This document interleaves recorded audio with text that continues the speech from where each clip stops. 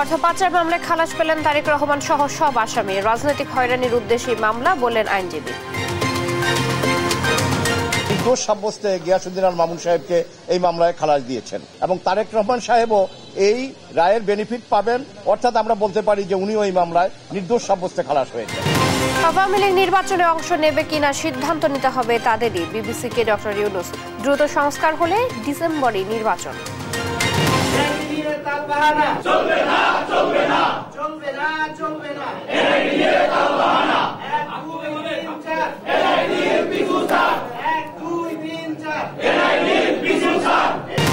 এনআইডি-ইসির অধীনে রাখার দাবিতে স্মারকলিপি অবস্থান কর্মসূচি এখনো চূড়ান্ত সিদ্ধান্ত হয়নি, জানালেন সিএসি। ঈদ ঘিরে নৌপথে শৃঙ্খলা ফেরাতে কঠোর হবে সরকার, জানালেন নৌ উপদেষ্টা। দুর্ঘটনা এড়াতে রাতে বন্ধ থাকবে বাল্কহেড স্পিডবোট। সিন্ডিকেটের কারণে পাটের বাজার $1 বিলিয়ন আটকে আছে, বললেন বাণিজ্য উপদেষ্টা। উদ্যোক্তা তৈরিতে সহায়তার ঘোষণা। রাজধানীর ভাসানটেক বিআরপি বস্তির আগুন নিয়ন্ত্রণে। গাবতলী শাহী মসজিদ বস্তির শতাধিক ঘর পুড়ে ছাই, বিপাকে ক্ষতিগ্রস্তরা। এবং পাল্টাপাল্টি শুল্ক আরোপের মধ্যে ট্রাম্প ট্রুডো ফোনালাপ। ক্ষমতায় ধরে রাখতেই শুল্ক যুদ্ধে কানাডার প্রধানমন্ত্রী, খোঁজে মার্কিন প্রেসিডেন্টের। দেখছিলেন সংবাদ শিরোনাম, এবারে বিস্তারিত সংবাদ। দুপুরে আপনাদের সাথে আছি চৈতি সরোয়ার। বিএনপির ভারপ্রাপ্ত চেয়ারম্যান তারেক রহমান ও ব্যবসায়ী গিয়াসউদ্দিন আল মামুনকে সিঙ্গাপুরে অর্থ পাচারের মামলা থেকে বেকসুর খালাস দিয়েছেন আপিল বিভাগ। প্রধান বিচারপতি ডক্টর সৈয়দ রেফাত আহমেদের নেতৃত্বাধীন আপিল বেঞ্চ এ রায় দেন। মামলাকে রাজনৈতিক উদ্দেশ্য প্রণোদিত উল্লেখ করে আইনজীবীরা জানান, প্রধান আসামি খালাস পাওয়ায় সহযোগী আসামি হিসেবে তারেক রহমানও খালাসের সুবিধা পেয়েছেন। সাবরিনা মজুমদারের রিপোর্ট। 2009 সালের দুর্নীতি দমন কমিশনের করা অর্থ পাচারের মামলায় 2013 সালের 17 নভেম্বর তারেক রহমানকে খালাস এবং গিয়াসউদ্দিন আল মামুনকে 7 বছরের কারাদণ্ডাদেশ দেয় বিচারিক আদালত। পরে খালাসের রায়ের বিরুদ্ধে হাইকোর্টে আপিল করে দুদক। হাইকোর্ট তারেক রহমানের খালাসের রায় বাতিল করে মামুনের সাজা বহাল রাখেন। লন্ডনে অবস্থান করায় রায়ের বিরুদ্ধে আপিল করার সুযোগ পাননি তারেক রহমান। তবে আইনি লড়াই চালিয়ে গেছেন গিয়াসউদ্দিন আল মামুন। বৃহস্পতিবার যার রায় দেন আপিল বিভাগ। আজকে অ্যাপেলেট ডিভিশনের full court presided by honourable chief justice এবং উনি আমাদেরকে নির্দোষ সাব্যস্তে গিয়াসউদ্দিন আল মামুন সাহেবকে এই মামলায় খালাস দিয়েছেন। প্রধান আসামি খালাস পাওয়ায় সহযোগী আসামি তারেক রহমানও খালাসের সুবিধা পেয়েছেন বলে জানান আইনজীবীরা। 2002 সালের একটা রিপিলড আইনে এই মামলাটা করা হয়েছিল এবং তারেক রহমান সাহেবের বিরুদ্ধে কোনো অভিযোগই নাই। ক্রেডিট কার্ডের মাধ্যমে টাকা খরচ করলে যে মানি লন্ডারিং হবে, that is an unheard of proposition in the legal arena, যার ফলে অ্যাপিলেট ডিভিশনের পূর্ণাঙ্গ বেঞ্চ পুঙ্খানুপুঙ্খানু বিচার করে এই মামলায় জনাব তারেক রহমান ও গিয়াসউদ্দিন আল মামুনকে এই মামলা দায় হতে অব্যাহতি দিয়েছেন। আর দুদকের আইনজীবী জানান, মামলায় যথাযথ আইনি প্রক্রিয়া অনুসরণ করা হয়নি। উভয়কেই 7 বছর করে জেল দিল মানি লন্ডারিং আইনে, আর ওই 40 কোটি টাকা 2 ভাগ করে 20 কোটি করে দিল। সেইটার এগেনস্টে গিয়াসউদ্দিন মামুন এই অনারেবল অ্যাপিলেট ডিভিশনে আপিল করল। এই আপিলে আজকে যেটা রায় হলো, এটা মেনলি বেসিসটা হচ্ছে যে লিগাল ফর্মালিটিজ যেগুলো আছে, প্রসিডিউরাল ল, এগুলো সঠিকভাবে ফলো করা হয়নি। এইটা হচ্ছে প্রধান কারণ। এর আগে 2016 সালের 21 জুলাই বিচারিক আদালতের খালাসের রায় বাতিল করে তারেক রহমানকে 7 বছরের কারাদণ্ড দেন হাইকোর্ট। একই সঙ্গে 20 কোটি টাকা জরিমানা করা হয়। তবে আপিল বিভাগের এই রায়ে নির্দোষ প্রমাণ হলেন তারেক রহমান। সাবরিনা মজুমদার, দেশ টিভি, ঢাকা। আগামী নির্বাচনে আওয়ামী লীগ অংশ নেবে কিনা তা তাদের দলীয় সিদ্ধান্ত বলে মন্তব্য করেছেন প্রধান উপদেষ্টা ডক্টর মোহাম্মদ ইউনূস। ব্রিটিশ গণমাধ্যম বিবিসিকে দেয়া এক সাক্ষাৎকারে এ তথ্য জানান তিনি। বলেন, প্রত্যাশা অনুযায়ী দ্রুত সংস্কার কাজ সম্পন্ন করতে পারলে এবছরের ডিসেম্বরে নির্বাচন হতে পারে। প্রতিবেদনে আওয়ামী শাসনকে ভয়ঙ্কর টর্নেডোর সাথে তুলনা করেন অন্তর্বর্তী সরকারের প্রধান। মোহাম্মদ সাকিবের রিপোর্ট। প্রধান উপদেষ্টার সরকারি বাসভবনে ব্রিটিশ সংবাদ মাধ্যম বিবিসিকে দেয়া এক সাক্ষাৎকারে সংস্কার ও নির্বাচন সহ একাধিক বিষয়ে কথা বলেন প্রধান উপদেষ্টা ডক্টর ইউনূস। সংবাদ মাধ্যমটির অনলাইন সংস্করণে উঠে আসে তার বক্তব্য। প্রতিবেদনে 2024-এ হাসিনা সরকারের পতনের পর নতুন সরকারের দায়িত্ব নেয়ার প্রস্তাব তার জন্য চমকপ্রদ ছিল বলে উল্লেখ করে তিনি বলেন, সরকার পরিচালনার কোনো পূর্ব অভিজ্ঞতা না থাকায় পরিস্থিতি বুঝে কাজ করতে হয়েছিল। দেশে আইন শৃঙ্খলা পুনরুদ্ধার করা এবং অর্থনীতি ঢেলে সাজানোই ছিল অগ্রাধিকার। নির্বাচন ও সংস্কার নিয়ে প্রধান উপদেষ্টা বলেন, তার সরকার কত দ্রুত সংস্কার করতে পারে তার উপর নির্বাচনের সময়সীমা নির্ভর করছে। অবাধ ও সুষ্ঠু নির্বাচনের জন্য এসব সংস্কারকে প্রয়োজনীয় বলে মনে করেন তিনি। 2025 সালের ডিসেম্বর থেকে 2026 সালের মার্চের মধ্যে নির্বাচন আয়োজনের আশা প্রকাশ করেন ডক্টর ইউনূস। আওয়ামী লীগের নির্বাচনে অংশগ্রহণ নিয়ে ডক্টর ইউনূস বলেন, নির্বাচন কমিশন ঠিক করবে কারা নির্বাচনে অংশ নেবে, তবে আওয়ামী লীগ নির্বাচনে অংশ নেবে কিনা সেই সিদ্ধান্ত তাদেরই নিতে হবে। বাংলাদেশ আওয়ামী লীগের সদস্যদের জন্য নিরাপদ নয় এমন দাবি সম্পর্কে বিবিসির প্রশ্নের উত্তরে ডক্টর ইউনূস বলেন, গত বছরের তুলনায় দেশের আইনশৃঙ্খলা পরিস্থিতি ভালো। তাদের বিবিসির সংবাদদাতাদের কাছে না গিয়ে থানায় যাওয়ার পরামর্শও দেন প্রধান উপদেষ্টা। ট্রাম্প প্রশাসনের বিদেশি সহায়তা কমানোর সিদ্ধান্তে দেশের অর্থনীতিতে ঘাটতি তৈরি হলে তা পূরণের চেষ্টার কথাও জানান উপদেষ্টা। মোহাম্মদ সাকিব, দেশ টিভি, ঢাকা। ডিসেম্বরে জাতীয় নির্বাচন হবে এমনটাই আশা করছেন বিএনপির ভাইস চেয়ারম্যান আব্দুল আওয়াল মিন্টু। বলেন, দেশে গণতান্ত্রিক সরকারে না থাকলে আইন শৃঙ্খলা পরিস্থিতির উন্নতি হবে না, বাড়বে না বিনিয়োগ, হবে না কর্মসংস্থান। আন্তর্জাতিক নারী দিবস উপলক্ষে রাজধানীর শুটিং ক্লাবে নারী বাণিজ্য মেলা উদ্বোধন শেষে সাংবাদিকদের এসব কথা বলেন তিনি। বিচারের সাথে নির্বাচনের কোনো সম্পর্ক নেই উল্লেখ করে মিন্টু বলেন, যারা অন্যায় করেছে তাদের অবশ্যই বিচার হতে হবে। জনপ্রতিনিধিত্বের সরকার প্রতিষ্ঠা সবার দায়িত্ব উল্লেখ করে তিনি বলেন, কোনো বিষয়ে জনগণের ম্যান্ডেট পেলে তা যে কোনো রাজনৈতিক দল বাস্তবায়ন করতে পারে। একটা দেশে গণতান্ত্রিক সরকার যদি না থাকে, সেই দেশে না আইন শৃঙ্খলার উন্নতি হবে, না বিনিয়োগ হবে, না কর্মসংস্থান হবে, না দেশের অর্থনৈতিক প্রবৃদ্ধি হবে, না উন্নয়ন হবে। অতএব বিচারের পথে চলবে।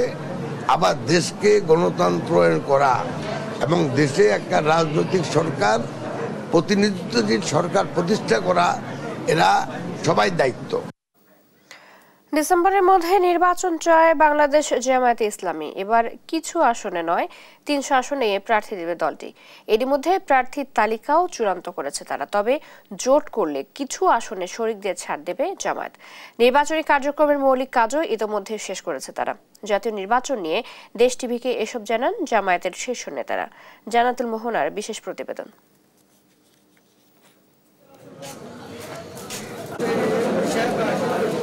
যতই দিন যাচ্ছে ততই দেশ এগিয়ে যাচ্ছে জাতীয় নির্বাচনের দিকে। নির্বাচন নিয়ে জোরে সোরে মাঠে রয়েছে জামায়াত ইসলামী।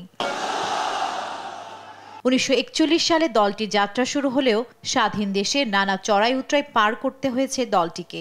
দলের 2 নেতা মন্ত্রিত্বের স্বাদ পেলেও রাজনীতিতে নিষিদ্ধ করা হয় জামায়াতকে। 5 আগস্ট শেখ হাসিনা সরকারের পতনের পর 28 আগস্ট জামায়াতের উপর নিষেধাজ্ঞা প্রত্যাহার করে অন্তর্বর্তী সরকার।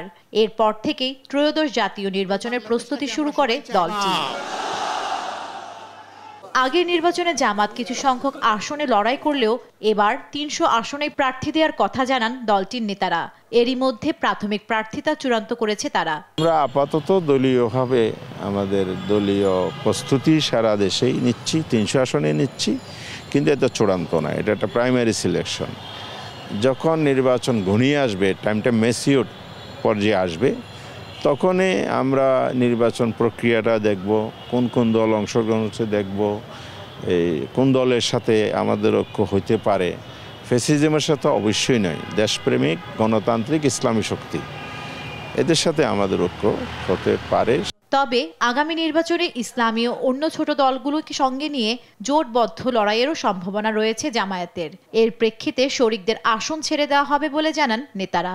বিভিন্ন ইসলামী দল আছে, অন্যান্য রাজনৈতিক দল আছে, তাদের সাথে আমরা একটা সমন্বয় করার জন্য আমরা চেষ্টা করছি, উদ্যোগ নিচ্ছি। সুতরাং সে সমস্ত জায়গাতে সিট অ্যাডজাস্টমেন্ট হবে অন্য দলের সাথে। এর বাইরেও দেশের অনেক প্রমিনেন্ট ভালো মানুষ আছে, আমরা তাদেরকেও ওই নির্বাচনে অ্যাকোমোডেট করার জন্য চিন্তা ভাবনা করছি। ডিসেম্বরের মধ্যে নির্বাচন দাবি করে দ্রুত সংস্কারের প্রত্যাশাও জানায় জামায়াত। ডিসেম্বর তার আশেপাশে নির্বাচন হোক, এটাই আমরা চাই। বিএনপিও সংস্কার চাচ্ছে, কিন্তু তারা বেশি জোর দিচ্ছে নির্বাচনের উপরে, সংস্কারের উপরে তাদের চাপটা একটু কম। আর জামাতও সংস্কার চাচ্ছে, নির্বাচন চাচ্ছে। আমাদের জোরটা সংস্কারের উপরে একটু বেশি, কারণ কতিপয় বিষয়ে সংস্কার না করে যদি আগের মতো একটা নির্বাচন হয়, তাহলে তো আমরা আগের জায়গাতে ঢুকে পড়লাম।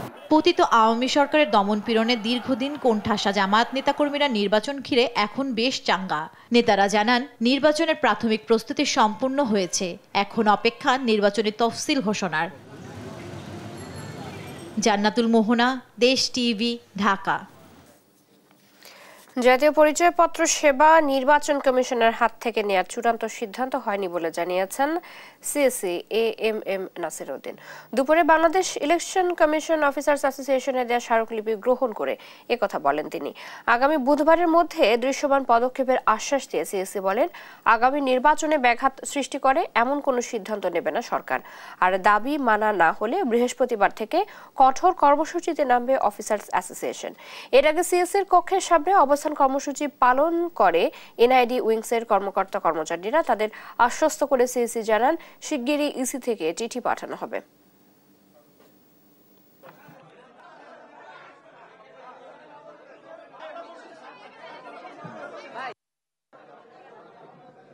উদ্বেগ কারণ সৃষ্টি হয়েছে, এনআইডি সেবা ওইটা আলাদা এন্টিটির কাছে যাবে। এই আমি কিন্তু এই ধরনের সিদ্ধান্ত চূড়ান্ত সিদ্ধান্ত হয়েছে এমন কিন্তু আমি শুনি নাই। সত্যিকার অর্থে বলতে কি, এখনো চূড়ান্ত সিদ্ধান্ত গভর্নমেন্ট নেয় নাই। গভর্নমেন্টের আমি যা বুঝেছি, যতটুকু জেনেছি, ওনারা বিষয়টা পরীক্ষা নিরীক্ষার পর্যায়ে রাখছে। এখনো একটা আলাপ আলোচনা চলছে। আমাদের পক্ষ থেকেও প্রতিনিধিকে ওনারা ডাকছিলেন মিটিংয়ে, আমাদের প্রতিনিধি গিয়েছিল। আমরা আমাদের অবস্থান যে আমরা মৌখিকভাবে আমি তো প্রেসের কাছেও জানিয়েছি এটা, প্লাস আমাদের অবস্থান আমরা লিখিতভাবে সরকারকে জানাবো। পাট শিল্পকে অস্থিতিশীল করে রাখছে অসাধু মজুতদার সিন্ডিকেট, যার কারণে $5 বিলিয়ন সম্ভাবনায় রপ্তানি বাজারে $1 বিলিয়নে আটকে আছে বলে অভিযোগ করেন বাণিজ্য উপদেষ্টা শেখ বশির উদ্দিন। আর বাজারের ব্যাগের জন্য কাপড় সরবরাহে উপজেলা পর্যায়ে উদ্যোক্তা তৈরির আহ্বানও জানান তিনি। সকালে জাতীয় পাট দিবসের মেলা উদ্বোধন অনুষ্ঠানে এসব কথা বলেন বাণিজ্য উপদেষ্টা। নিয়াজ মোর্শেদের প্রতিবেদন। গেল কয়েক বছর ধরে পাটের বস্তা ও ব্যাগের রপ্তানি আয় কমে যাচ্ছে। রপ্তানি উন্নয়ন ব্যুরোর তথ্য অনুযায়ী 2023-24 অর্থ বছরে আয় $855 মিলিয়ন পৌঁছেছে। তবে এই পাট শিল্পকে অস্থিতিশীল করে রাখছে এক ধরনের অসাধু মজুতদার ব্যবসায়ী। মন্তব্য করে বাণিজ্য উপদেষ্টা বলেন, $5 বিলিয়ন সম্ভাবনাকে বাজারে $1 বিলিয়ন আটকে রেখেছে তারা।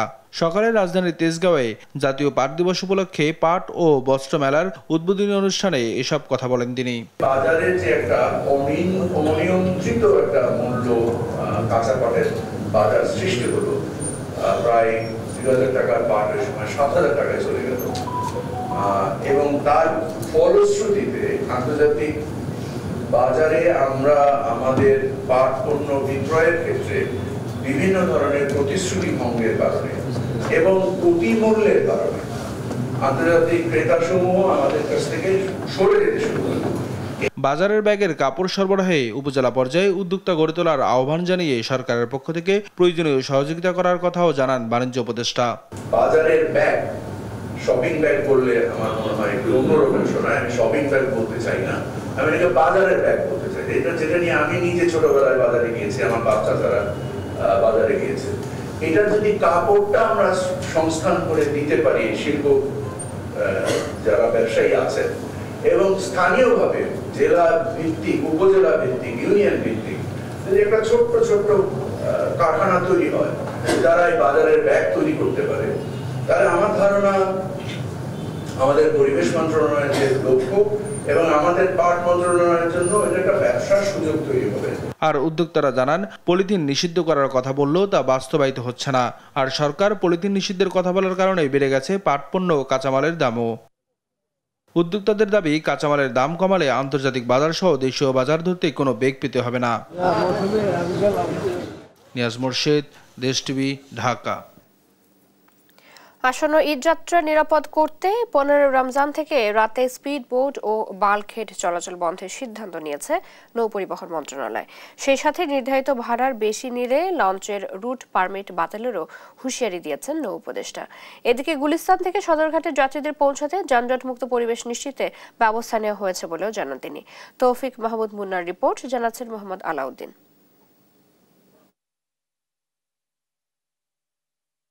প্রতিবেদনটি এখনো আমাদের হাতে এসে পৌঁছায়নি, পরবর্তীতে নিশ্চয়ই আবারও আপনাদেরকে জানিয়ে দেব। চলে যাচ্ছি অন্য সংবাদে। রাজধানীর ভাসানটেকের বিআরপি বস্তিতে লাগা আগুন নিয়ন্ত্রণে এসেছে। ফায়ার সার্ভিসের 5টি ইউনিট প্রায় আধা ঘন্টার চেষ্টায় আগুন নিয়ন্ত্রণে আনে। বৃহস্পতিবার ফায়ার সার্ভিসের ডিউটি অফিসার রাফি আল ফারুক এ তথ্য জানায়। আর তার তথ্য মতে ভাসানটেকের বিআরপি বস্তিতে 11টার দিকে আগুন লাগার খবর পায় ফায়ার সার্ভিস। সাথে সাথে 5টি ইউনিট ঘটনাস্থলে পৌঁছে আগুন নিয়ন্ত্রণে কাজ শুরু করে। পরে বেলা 11:35 দিকে আগুন নিয়ন্ত্রণে আসে। প্রাথমিকভাবে আগুন লাগার কারণ ও ক্ষয়ক্ষতির কিংবা হতাহতের কোনো খবর পাওয়া যায়নি।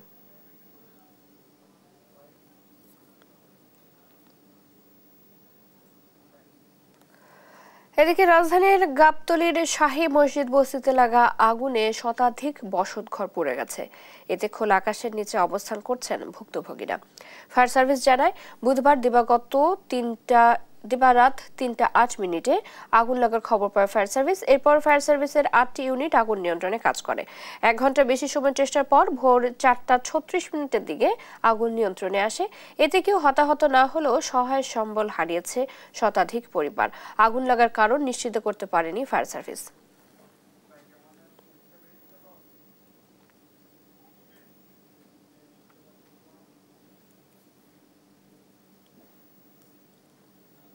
বিশিষ্ট ব্যক্তিদের নিরাপত্তা পদক্রম নিয়ে 2 মার্চের সার্কুলার স্থগিত করেছেন হাইকোর্ট। একই সাথে এই সার্কুলারের ব্যাখ্যা দিতে সিনিয়র স্বরাষ্ট্র সচিব নাসিমুল গনিকে 18 মার্চ তলব করেছেন হাইকোর্ট। বিচারপতি ফাতেমা নজিব ও বিচারপতি শিকদার মাহমুদুর রাজির বেঞ্চ স্বপ্রণোদিত হয়ে এই আদেশ দেন। এসবে আদালত বলেন, রাষ্ট্রের গুরুত্বপূর্ণ সিদ্ধান্ত আসে সুপ্রিম কোর্ট থেকে, অথচ সুপ্রিম কোর্টে হেয় করা হয় সব সময়। ক্ষোভ প্রকাশ করে হাইকোর্ট বলেন, স্বরাষ্ট্র সচিবের সাথে একই নিরাপত্তা প্রোটোকল পাবেন প্রধান বিচারপতি। 2 মার্চ বিশিষ্ট ব্যক্তিদের নিরাপত্তা বিষয়ক প্রজ্ঞাপন জারি করে সরকার। সেখানে হাইকোর্টের বিচারপতিদের পুলিশের মহাপরিদর্শকের সমমানে রাখা হয়েছে। প্রজ্ঞাপনটি নিয়ে বৃহস্পতিবার হাইকোর্টে মেনশন আইটেমে শুনানি হয়। শুনানিতে আইনজীবী শিশির মনির বলেন, এই প্রজ্ঞাপন বিচার বিভাগের প্রতি বৃদ্ধাঙ্গুলি প্রদর্শন করেছে। শুনানি শেষে 3 মাসের জন্য প্রজ্ঞাপন স্থগিত করে দেন হাইকোর্ট। সিকিউরিটি রিজনে শৃঙ্খলা নির্দেশনা জারি করে মূলত আদালতের সামনে বিচারাধীন বিষয় এবং আদালতের যে সমস্ত সিদ্ধান্ত ইতিমধ্যে হয়েছে তা সবগুলোকে তারা ভায়োলেট করেছেন, করে বিচার বিভাগকে আন্ডারমাইন করেছেন। তিনি জারি করেছেন তার আচরণ ব্যাখ্যা করার জন্য নির্দেশনা দিয়েছেন এবং সেই দিন 18 মার্চ 2025 তারিখে পরবর্তী আদেশের জন্য নির্ধারণ করেছেন। রাজধানীর বসুন্ধরায় ছাত্রদের নতুন দল এনসিপি সমর্থকদের উপর হামলার ঘটনা ঘটেছে। এতে গুরুতর আহত 3 জনকে ঢাকা মেডিকেলে নেওয়া হয়। ছাত্রদল নেতা আহমেদ শাকিলের নেতৃত্বে হামলার অভিযোগ করেন জাতীয় নাগরিক পার্টির উত্তরাঞ্চলের মুখ্য সংগঠক সার্জিস আলম। তারেক মোহাম্মদ সুজনের রিপোর্ট। বুধবার রাতে প্রাইভেট বিশ্ববিদ্যালয়ের শিক্ষার্থীদের সঙ্গে কথা বলতে রাজধানীর বসুন্ধরা আবাসিক এলাকায় যান জাতীয় নাগরিক পার্টির উত্তরাঞ্চলের মুখ্য সংগঠক সার্জিস আলম। এ সময় সার্জিসকে লক্ষ্য করে নর্থ সাউথ বিশ্ববিদ্যালয় এলাকায় ছাত্রদের একটি পক্ষ ঢাবি সিন্ডিকেট বিরোধী নানান স্লোগান দেওয়া শুরু করে। বেসরকারি বিশ্ববিদ্যালয়ের শিক্ষার্থীদের অভিযোগ, স্লোগানের এক পর্যায়ে ছাত্রদল নেতা আহমেদ শাকিলের নেতৃত্বে তাদের উপর হামলা চালায়। এতে আহত 3 জনকে ঢাকা মেডিকেলে নেওয়া হয়। এই ঘটনায় হামলাকারীদের দ্রুত আইনের আওতায় আনার দাবি জানান আহতরা। একটা ছেলে আমাকে এখানে বাড়ি দেয় এবং কামড় দেয়, এরপরে আমি অনুভব করি পিছন থেকে জোরে আমাকে কেউ একটা বাড়ি মারছে। বাংলাদেশ জাতীয়তাবাদী দল তারেক রহমান ভাইয়ের আপনার দৃষ্টি আকর্ষণ করছি, আপনাদের দলের ছেলেপেলের কাছ থেকে আমাদের প্রত্যেকটা ভাই ব্রাদার হুমকির শিকার হচ্ছে।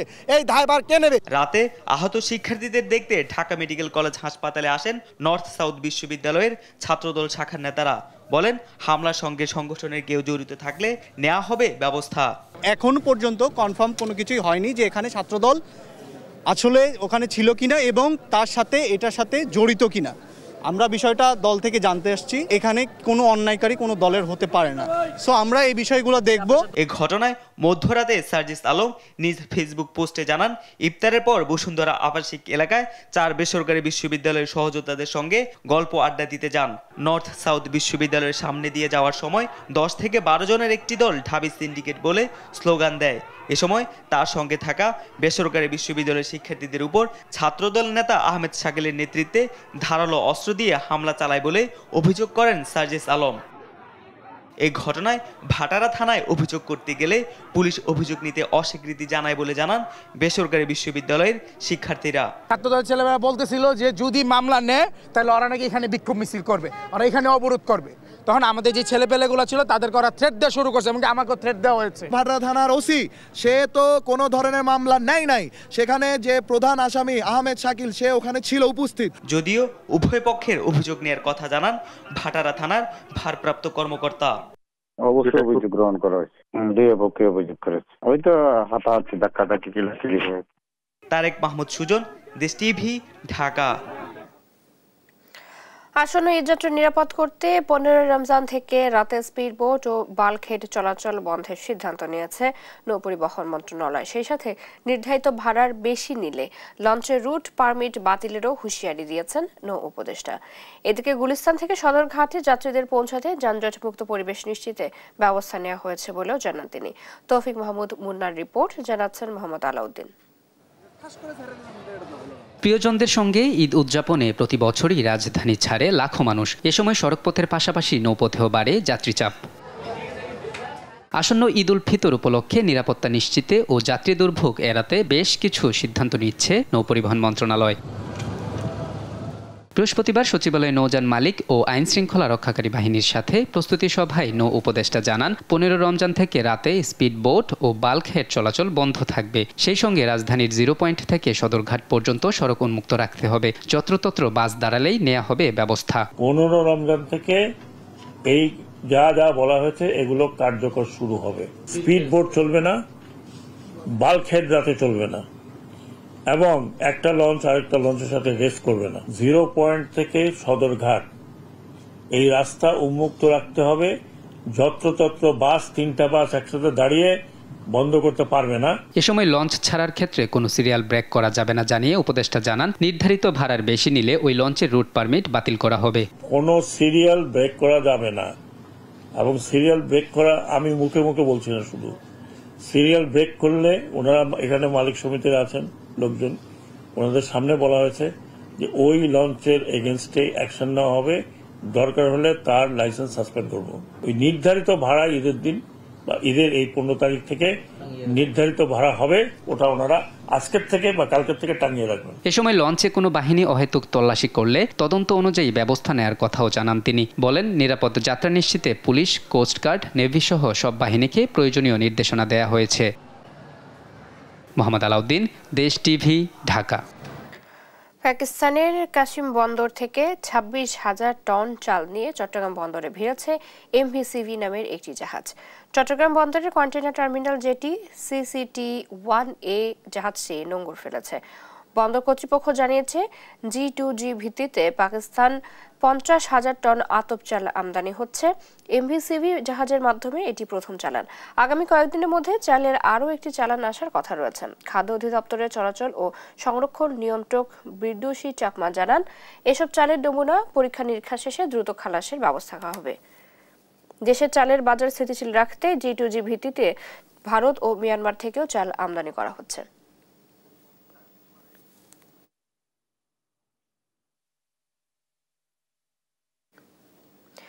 রাজশাহীর গ্রামে গ্রামে ঋণের দায় মাথায় নিয়ে কেউ ঘরছাড়া, কেউ নিঃস্ব। ক্ষুদ্র ব্যবসায় থেকে দিনমজুর, এই ফাঁদে জড়িয়েছেন সব শ্রেণীর মানুষ। অর্থনীতিবিদরা বলছেন, ঋণ বিতরণে শৃঙ্খলা না থাকায় ফাঁদ থেকে বের হতে পারছে না সাধারণ মানুষ। কাজী শাহেদের প্রতিবেদন। রাজশাহীর দুর্গাপুর উপজেলার দেবীপুরের নেক্সার আলী ব্যবসার জন্য ঋণ নেন। সেই ঋণ পরিশোধ করতে না পেরে আরো কয়েক জায়গায় ঋণ করেন। এরপর দেবীপুর মোড়ে খাবারের হোটেল দেন, তারপরও মিটছিল না সংসারের অভাব। অবশেষে পরিবারের সবাইকে নিয়ে নিখোঁজ হন তিনি। চারঘাটের মুংলি গ্রামে সেলিম হোসেনের ইলেকট্রনিক্স পণ্যের দোকান ছিল, ব্যবসাও হচ্ছিল ভালো। তবে বিভিন্ন প্রতিষ্ঠান থেকে ঋণ নিয়ে নানা কারণে তা আর পরিশোধ করতে পারেননি। প্রায় 15 দিন আগে গভীর রাতে সপরিবারে বাড়ি ছেড়ে পালিয়ে যান তিনি। কখন স্টক করে মেয়েরা যদি মরে যায়? ঋণদাতারা তাগাদা দিতে এলে প্রতিবেশীরা জানতে পারেন তারা লাপাত্তা। রাতারাতি কি করছে, লিস্ট মিস দিয়ে পালা চলে গেছে। টাকা দিতে পারে না, কয়েকদিন টাকা দিছে, কয়েকদিন দিয়ে তারপরে টাকা দিতে পারলো না, তারপরে ওরা রাত্রে পলা গেছে। মানুষ এক করে ধরা মারধর করে করতে লাগে, তখন পালা চলে গেছে। স্থানীয় লোকজন বলছেন দিন দিন গ্রামে গ্রামে এ ধরনের ঋণগ্রস্ত মানুষের সংখ্যা বাড়ছে। রাজশাহীর প্রায় প্রতিটি গ্রামে ঋণ নিয়ে বিপাকে পড়া মানুষ পাওয়া যাবে। বড় একটা ব্যবসায়িক ছিলেন, ব্যবসা করতে করতে দেখছি হঠাৎ হলো বাড়ির থেকে পালাই গেছে। এলাকার লোক বলছে আমার দেখছি নাই, কিন্তু হঠাৎ দেখছি গ্রাম থেকে 3-4টা ছেলে নাই। এর আগে উজ্জ্বল নাই, আবার দেখছি হুট করে এই তো 20-22 দিন থেকে সেলিম নাই। অর্থনীতিবিদরা বলছেন টার্গেট পূরণের জন্য সংস্থার কর্মীরা যাচাই না করেই ঋণ দেন। আবার গ্রাহকরা যে কারণ দেখিয়ে ঋণ নেন সেটা করেন না, ফলে সময় মতো পরিশোধ করতে না পেরে ঋণের ফাঁদে পড়ছেন অনেকে। যে ঋণগুলো পাচ্ছে তারা আসলে সঠিকভাবে ব্যয় করছে না করে তারা বেশিরভাগ ক্ষেত্রে কনজিউম করে ফেলছে, যার ফলে তারা ইনকামটার পরে পরিশোধ করতে পারছে না। যখন পাচ্ছে না তখন রাতের আধারে পালিয়ে গেছে। তার উৎপাদনমুখী কাজে ব্যবহার করার কথা সেটি না করে যখন অনুৎপাদনশীল খাতে এই লোনের অর্থটা ব্যবহৃত হয়, তখন লোনের রিকভারিটা মানে পেমেন্টটা অনিশ্চিত হয়ে যায়। ঋণ দেওয়ার ক্ষেত্রে একটা শৃঙ্খলা থাকা দরকার, যাতে মানুষ নিঃস্ব না হয়ে স্বাবলম্বী হতে পারে। কাজী শাহেদ, দেশ টিভি, রাজশাহী। নারায়ণগঞ্জের মেধাবী কিশোর তানভীর মোহাম্মদ ত্বকী হত্যার 12 বছর আজ।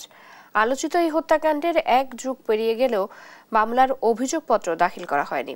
ত্বকীর পিতার অভিযোগ, খুনিরা প্রভাবশালী রাজনৈতিক পরিবারের সদস্য হওয়ায় বিচার আটকে রেখেছিল ক্ষমতাচ্যুত আওয়ামী লীগ সরকার। অন্তর্বর্তী সরকার দায়িত্ব নেওয়ার পর ত্বকী হত্যা মামলায় 6 জন গ্রেপ্তার হলেও এখনও পলাতক অনেকে। সহকর্মী বিল্লাল হোসেনের রিপোর্ট, জানাচ্ছেন আব্দুল আল মারুফ। 2013 সালের 6 মার্চ নারায়ণগঞ্জ শহরের শায়েস্তা খান রোডের বাসা থেকে বেরিয়ে নিখোঁজ হন এইচএসসি পরীক্ষার্থী তানভীর মোহাম্মদ ত্বকী। 2 দিন পর কমোদিনী খালে পাওয়া যায় তার লাশ।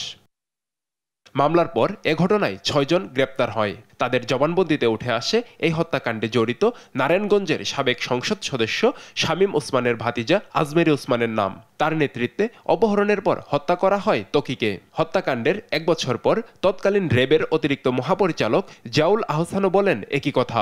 জানানো হয় দ্রুত আদালতে অভিযোগপত্র দাখিল করা হবে। তবে এরপর কেটে গেছে 1 যুগ, দাখিল হয়নি অভিযোগপত্র। বিগত স্বৈরাচারী আওয়ামী সরকার আমলের পর্যন্ত আমরা বিচারটি পাইনি। আমরা প্রত্যাশা রাখি এই সরকার অনতিবিলম্বে এই অতি জরুরি এবং মর্মান্তিক হত্যাকাণ্ডের বিচারটি করে নারায়ণগঞ্জবাসীদেরকে কলঙ্কমুক্ত করবেন। বিগত যে সরকার প্রধান ছিলেন তিনি সংসদে দাঁড়িয়ে খুনি শামীম ওসমান পরিবারের পক্ষে অবস্থান নিয়েছিলেন এবং তিনি বলেছিলেন যে আমরা এই ওসমান পরিবারটির পাশে আছি। আমি মনে করি ত্বকী হত্যার বিচারটা দ্রুত করা হোক এবং এটা আমার নারায়ণগঞ্জবাসীর এটা প্রাণের দাবি। হত্যাকাণ্ডে ওসমান পরিবার জড়িত থাকায় এত বছর শেখ হাসিনা বিচার আটকে রেখেছিল বলে অভিযোগ নিহত ত্বকীর পিতার। সকল অপরাধের বিচার হোক, আমাদের সংবিধান আমাদেরকে সেই অধিকার দিয়েছে। দুর্বৃত্তদের কাছে সরকার কখনোই জিম্মি থাকতে পারে না, রাষ্ট্র কখনোই দুর্বৃত্তদের কাছে সেখানে নতজানু হতে পারে না। আমরা ত্বকী হত্যার বিচার চাই। ত্বকী হত্যা মামলার আইনজীবী জানালেন তদন্তকারী কর্মকর্তা চার্জশিট দিলে দোষীদের বিচারের আওতায় আনা সম্ভব। আর এখনো তদন্ত চলমান বলে জানিয়েছে র্যাব 11 এর অধিনায়ক। তদন্ত চলমান আছে, বাদীর সাথে যিনি বাদী তার সাথে আমাদের রেগুলার যোগাযোগ হচ্ছে, তিনি আমাদের সহায়তা করছেন, আমরা চেষ্টা করছি। আপনারা জানেন আমাদের 5 জন আসেন 5 আগস্টের পরে, তদন্ত চলমান আছে। সাংবিধানিকভাবে সকলেরই অধিকার আছে বিচার পাওয়ার। আমি মনে করি ত্বকী হত্যার বিচার পাওয়া উচিত এবং এটা চার্জশিট দেওয়া উচিত বিজ্ঞ আদালতে। এই পর্যন্ত বহু প্রায় 75-78টার মতো তারিখ গেছে, তারা শুধু সময়ে চলে গেছে। আওয়ামী সরকার পতনের পর অন্তর্বর্তী সরকার দায়িত্ব নিলে ত্বকী হত্যা মামলায় নতুন করে 6 জনকে গ্রেফতার করে র্যাব। তাদের মধ্যে আজমেরি ওসমানের গাড়ি চালক ও সহযোগীরা রয়েছেন। তবে পালিয়েছেন মূল হোতা আজমেরি সহ অন্যান্যরা। নিউজ ডেস্ক, দেশ টিভি।